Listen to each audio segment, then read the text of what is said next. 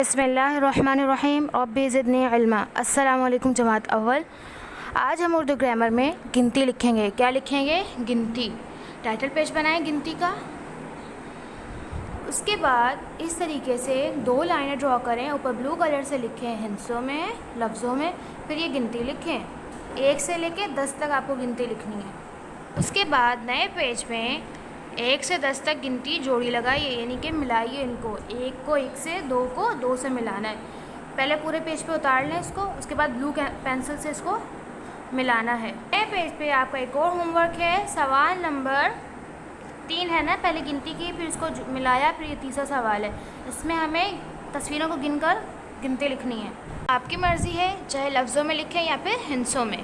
पे है ये डैश लड़के हैं, गिने लड़कों को, फिर इसको फिल कर दें। नंबर 2 पे है ये डैश फूल हैं।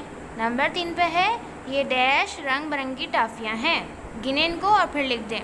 4 पे है ये डैश बच्चा है, कितने बच्चे हैं यहाँ पे, लिख लिया। नंबर 5 पे है ये डैश गेंदे हैं। इसको लिखने के बाद इन तस्वीरों में आपको रंग भी भरना है। पेज पे आपको खाली जगह फिल करनी है, यानी कि ये गिनती मुकम्मल करनी है। 1 से लेके 10 तक लिखी हुई है, बीच बीच से डैश डाला हुआ है, इसको आपको मुकम्मल करना है।